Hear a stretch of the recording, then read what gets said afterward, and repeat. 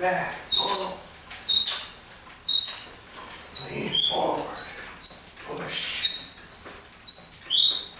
stretch, upright again, lean back, yeah. Feel the work, stretch, forward,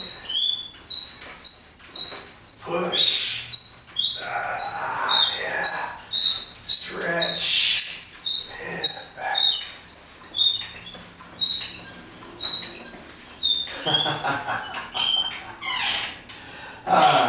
Yes. Wouldn't it be fun to be Tony Little and do that on a gazelle all day long? Oh. And there's a brush in that, isn't there? Okay, but this is not what that one's about. This is different. Oh.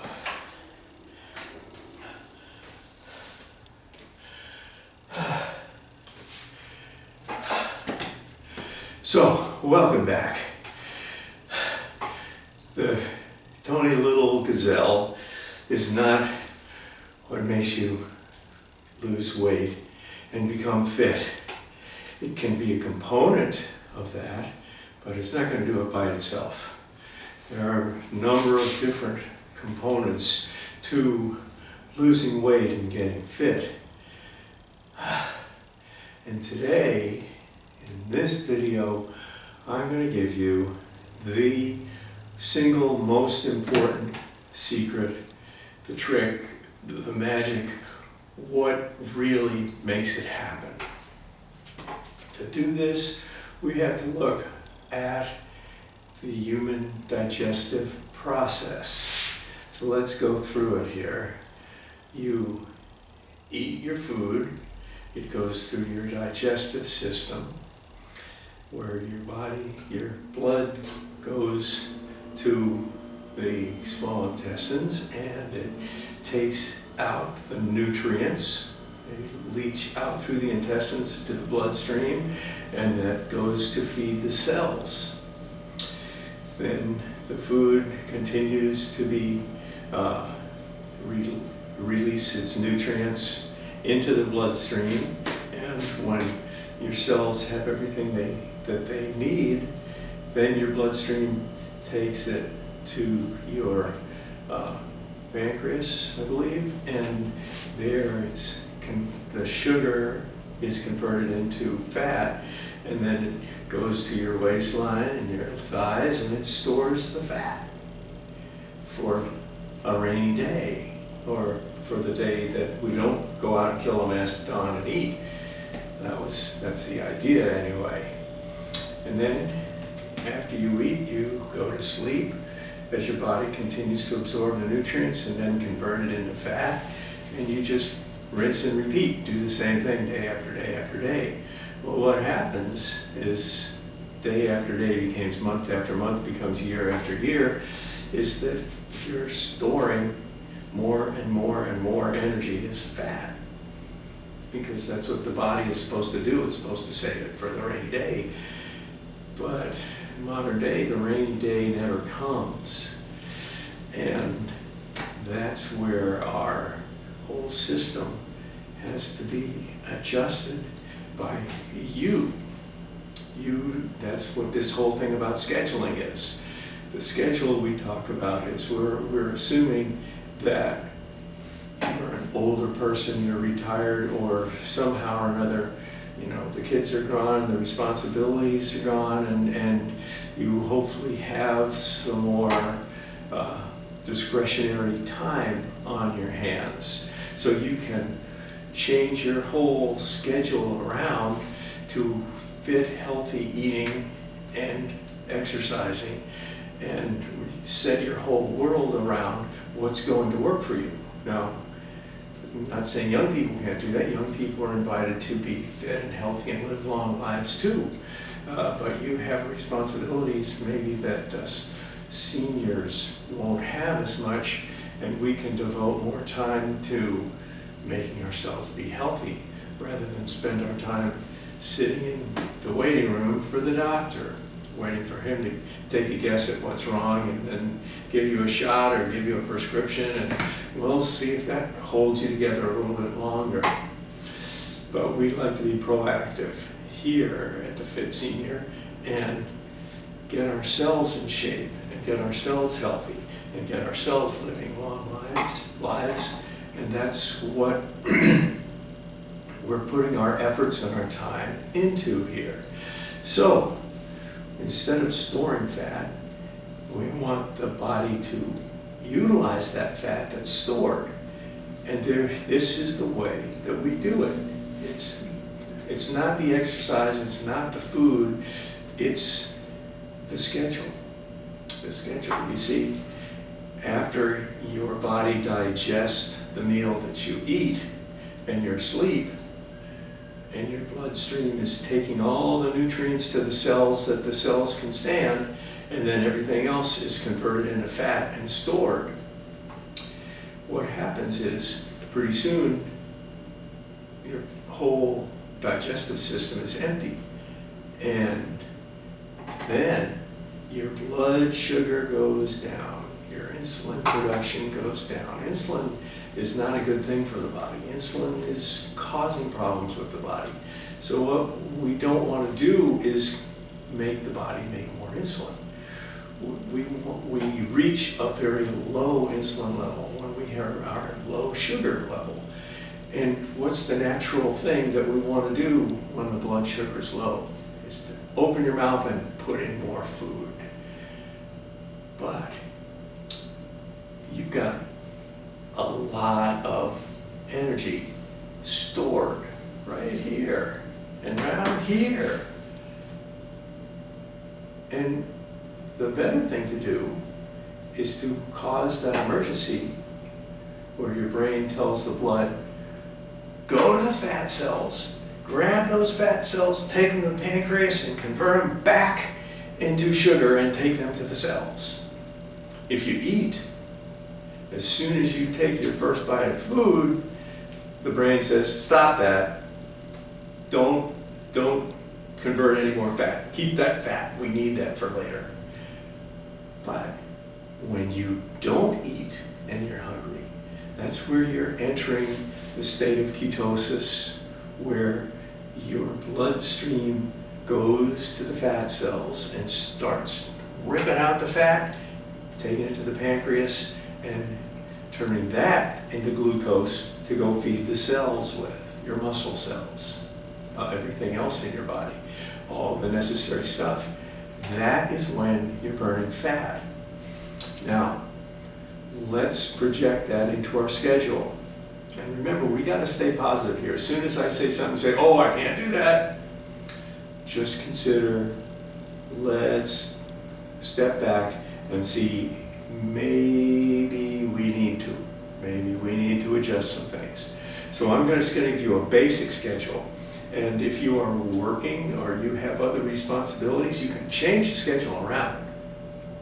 But you basically have to do the same blocks, but the blocks have to fit, right? Right? We have 24 hours in a day, and 3 times 8 is 24. So we can say we have 3 8-hour blocks, okay? So let's start at 6 o'clock or 5:30, leading up to 6 o'clock in the evening, okay? So 5 o'clock you prepare the dinner. 5:30 you sit down and you eat. By 6 o'clock you are finished eating, okay? You have eaten your dinner meal. Now it's time to wash the dishes and watch TV or go on your computer and pay bills or read a book for a while, things like that. Anyway, so 6 o'clock we have finished eating. Digestive system is filled and the food is running through the body, and the body is processing, doing all those things the digestive system does. But 6 o'clock we've finished eating. Now, 6 o'clock you can have water. And that's it. After 6 o'clock, you don't eat. You have just fed yourself, your belly is full, and you stop. You want a snack? You don't get it. You want a cookie? You don't get it. You want some chips? You don't get it. You don't get to snack. That is where the self-discipline comes in. You just had a big meal, you're living off of that, a bunch of stuff that isn't good for you and isn't nutritious anyway, you don't need. That's nothing but trouble. And we're learning to discipline ourselves and stay away from trouble. Stay out of trouble. 6 o'clock. A few hours later, you go to bed. A few hours later, it's midnight. Okay, so from 6 to midnight, that's 6 hours. You're still in bed, 2 a.m. All right, now you last ate 8 hours ago. It's now 6 plus 2, 8 a.m. No, 2 a.m. Sorry, 2 a.m. Gotta get these back, doing this chart here. All right, 2 a.m. to 8 a.m. is another 6 hours. We've gone 8 hours and 6 hours. That's 14 hours. And at 8 a.m. you think, well, haven't eaten in 14 hours, guess it's time to eat. But it's not time to eat. You want to know why? Because 8 a.m., 14 hours after you have finished your dinner, your blood sugar is down to the floor. You're ready to eat something, drink some water. Drink some water, then drink a little bit more water. Don't put anything in the water, just the water. No tea, no coffee, not yet. You're not having anything that has anything your body can absorb. Just water. Water won't hurt you. Everything else will hurt you. And it's 8 a.m. Well, you won't eat breakfast. But I said, don't eat breakfast. This is the magic time from 8 a.m. until 10 a.m. And this is when you go for a walk, go for a bicycle ride, go to the gym and do your workout. But I'm hungry, yes. And this is the time when all of this food that you've been carrying around for years will finally get burned. This is the only time that you can attack this stuff. 8 a.m. till 10 a.m. No eating, just exercising. This is the magic time. 8 a.m., you head to the gym, you get there, you do your workout, you come home. 9:30, you can start cooking breakfast, don't snack. 10 o'clock rolls around, you can eat your breakfast. Eat all you want. What we're going to eat, I'll talk to that. That's going to be a separate video, but because this is about the schedule. 10 a.m. you can eat. And I recommend you eat a hearty breakfast. A lot of calories, 1,500, 2,000 calories, something like that. You can eat a big breakfast. Now, during the day, you just ate at 10 o'clock. So you're probably not going to be hungry for lunch at noon. You're probably going to be getting hungry for lunch about 2 or 3. And when we talk about the diet, we can, I'm not going to go into the details of it because I'm saving that for a separate video, but we're going to have certain foods that we can have that are safe to snack on or to have a light lunch, something like that.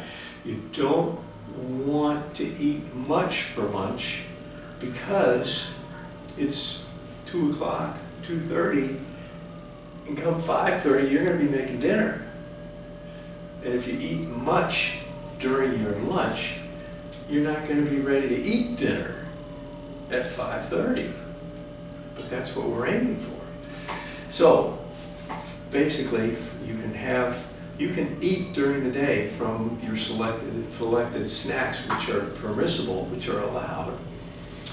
And then the good thing about this diet is that it's not like rice cakes or kind of puffed rice garbage, stuff like eating styrofoam. It's not stuff like that. It's actually stuff that tastes good. But that's part of the diet. I'll get into that separate video. But that's our schedule. We eat at 10 a.m. and then at the 8-hour window, 10 to 12 is 2, and then 6 p.m., 6 hours plus the 2 is 8 hours. That is the 8 hours of eating from 10 a.m. to 6 p.m. Then after 6 p.m., all the way around the clock until 10 a.m. the next morning, there's no eating, just drinking water. That is what is called intermittent fasting. I hate the term fasting because every time I hear the term fasting, I think about being locked in some prison cell behind bars with a stone floor, and I'm lying there on the floor, and there's this little bowl of water and some breadcrumbs and a rat running around eating it, and that's it. Oh, intermittent fasting. You gotta go, oh, I can't eat anything. Oh, I'm dying. And that's not the case at all.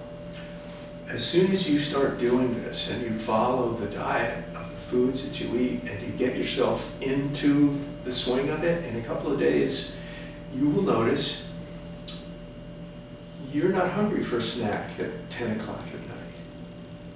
And when you're up at 8 o'clock in the morning, you're not thinking about breakfast. You're thinking about workouts. You're thinking about, hey, I'm hungry, so I should be happy.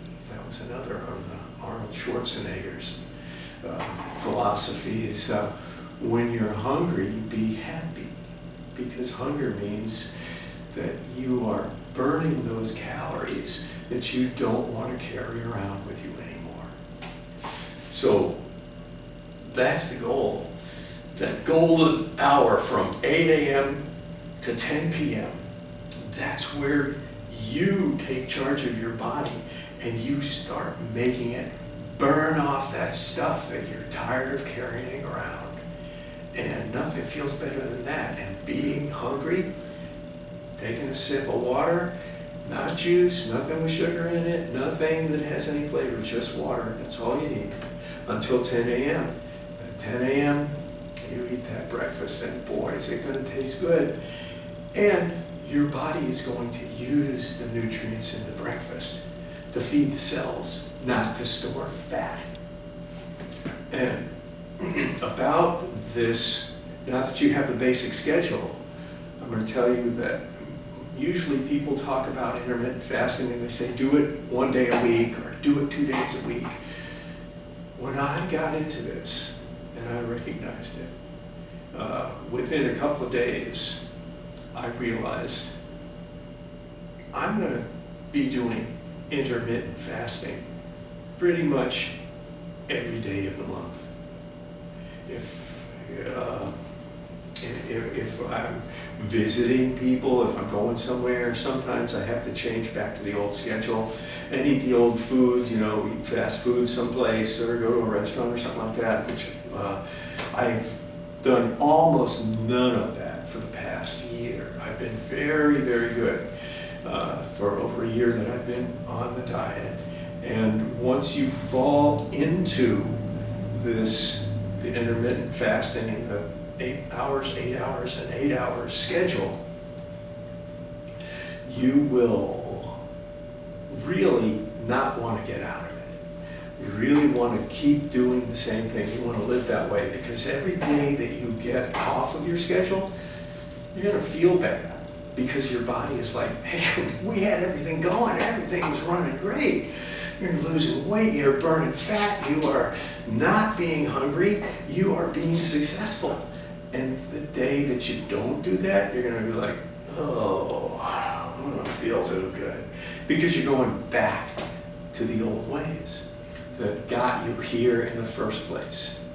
So, be watching for the other video on what we eat and what we don't eat, and start applying your intermittent fasting right away. Start working on that schedule. Once you finish dinner early, and then it's just water after that. Nothing else until breakfast. And before you breakfast, you are active and working out. And you know, the good thing is that if you do this and you're active in that 8 to 10 o'clock hour and you're being physical and you're really pushing it and you're getting out there and you're burning the calories, at night, if you want to watch TV, you go ahead and do it. Don't have to feel bad like you're a couch potato, because you're not a couch potato from that 2 hours of being active that you did and all the calories that you burned while you were doing it. And that's like putting money in the bank. It just feels better every single time. So that's the schedule. That's the important secret to how people lose weight, how the diet and exercise all comes together. And it only happens when you do this. Intermittent fasting becomes our lifestyle, our healthy lifestyle. And along with eating the right foods and not eating the wrong foods, and our exercise daily, faithfully, reliably, scheduled right on time, is how we make our bodies fit and healthy, and we are happy and look our best. So, get out there and get working and get on schedule. Leave me a like, give me a comment, tell me down below what your thoughts are on this, and tell me how it works. Let's hear your success stories. Come and join me, all right? I'll talk to you next time.